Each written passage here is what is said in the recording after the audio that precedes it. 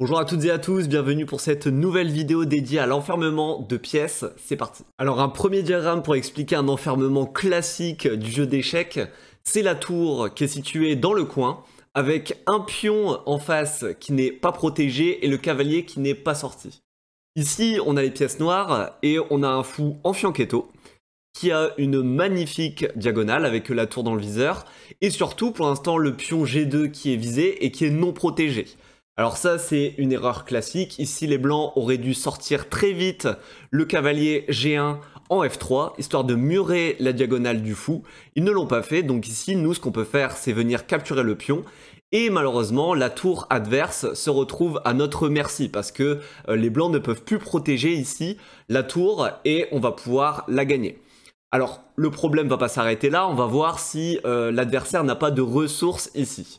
Après avoir capturé le pion, et ben nous aussi, si on regarde dans notre position, en fait, on a un pion G7 qui n'est pas protégé et le cavalier en G8 qui n'est pas sorti. Donc l'adversaire peut très bien décider de faire dame G4 pour venir attaquer le pion non protégé et en même temps attaquer le fou qui est toujours en G2. Auquel cas, nous, si on prend la tour, évidemment, la dame va prendre le pion en G7. Alors là, évidemment, on peut se dire, ok, les blancs ont gagné la tour, malheureusement.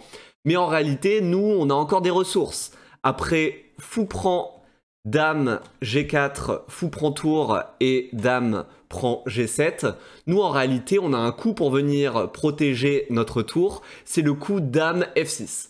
En fait, dame F6 vient protéger par rayon X la tour en H8. Ici, il faut bien voir que la dame est protégée par le cavalier en G8 et le cavalier lui-même est protégé par la tour en H8. En gros, toutes les pièces s'entreprotègent. Donc ici, on ne va pas perdre notre tour. Et nous, je rappelle qu'on aura gagné la tour adverse, ce qui est un gain non négligeable. Donc on part pour ça. Fou prend pion. Dame G4. Dame... Alors fou d'abord, fou prend tour. Ensuite, dame prend G7. Dame F6 pour venir protéger la tour. Et ici, c'est la fin du problème.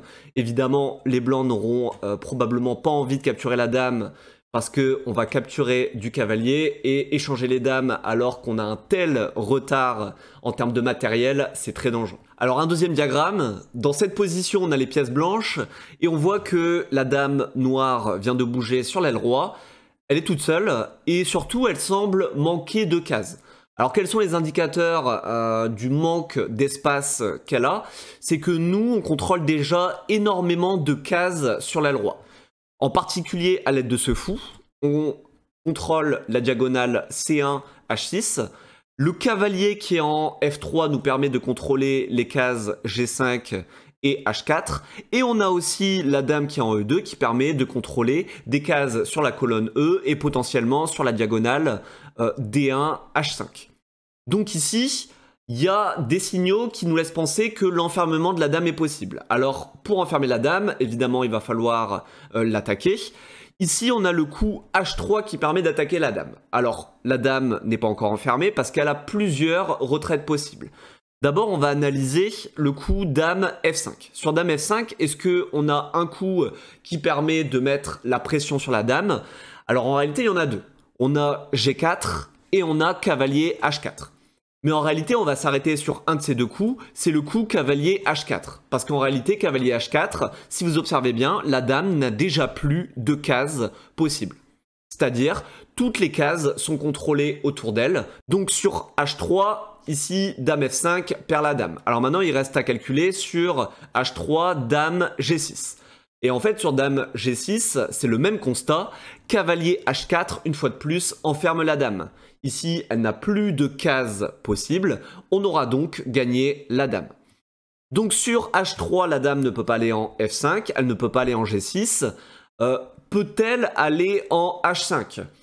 Et si elle va en H5, cette fois-ci le coup cavalier H4 ne fonctionne plus. Par contre, on a un autre coup qui permet de mettre la pression sur la dame. Ça va être le coup G4. G4 vient attaquer une nouvelle fois la dame. Et la dame doit encore bouger. Évidemment, elle ne peut pas capturer le pion à H3 parce qu'il est contrôlé par la tour en H1. Donc la dame doit en fait repartir en G6.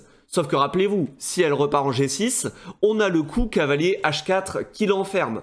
Donc là, on vient de calculer tous les retraites possibles de la dame et on a vu qu'elle était enfermée, peu importe les choix qui étaient pris. Donc on va partir pour H3. Et c'est dame G6 qui est choisi. Nous, on avait calculé cavalier H4. Les noirs décident de mettre la dame en H6, sauf que c'est une case qui est contrôlée par le fou en C1, donc on va capturer la dame. Et là, on a gagné énormément de matériel. Allez, un dernier diagramme où on a les pièces blanches. Ici, on va regarder un petit peu la position des pièces noires, et on voit qu'une de leurs pièces semble manquer d'espace. Alors, c'est pas la tour en D8 qui, elle, a énormément d'espace, c'est plus le fou qui est en F6. Alors, qu'est-ce qui laisse penser que ce fou manque d'espace? C'est que mes pions sur l'aile roi contrôlent énormément de cases. Si vous regardez un petit peu les cases contrôlées par mes pions, elles sont nombreuses et elles réduisent la liberté de mouvement de ce fou en F6. En plus, ce fou a 2 diagonales bloquées. Il a 2 diagonales bloquées par le roi en E7 et aussi bloquées par le pion en G7. Donc ça veut dire que en fait le fou ne peut pas se retirer. Donc là, tout laisse à penser qu'on peut enfermer ce fou. Et effectivement, on a un coup ici qui permet d'attaquer le fou, c'est le coup E5. Sur E5, ici, si vous regardez, le fou n'a déjà plus qu'une case, c'est la case H4, mais là, vous l'avez peut-être trouvé. On a maintenant le coup G3 qui vient encore attaquer le fou. Évidemment, le fou ne peut pas capturer G3 parce qu'on a soit cavalier prend, soit pion prend. En réalité, ici, sur E5, fou H4 et G3, le fou est officiellement enfermé. On va le gagner. Alors, il y a quand même un coup intermédiaire à calculer. C'est sur E5, le coup tour prend D1. Tour prend D1 fait échec, donc on va tout simplement reprendre du roi la tour, et en fait ça changera rien au fait que le fou manque toujours d'espace. Il sera obligé d'aller en H4 s'il veut rester en vie, sauf que sur H4, je rappelle, on a G3, et là maintenant on gagne le fou. Donc on va partir pour cette combinaison E5. Le fou se retire en H4, on fait G3.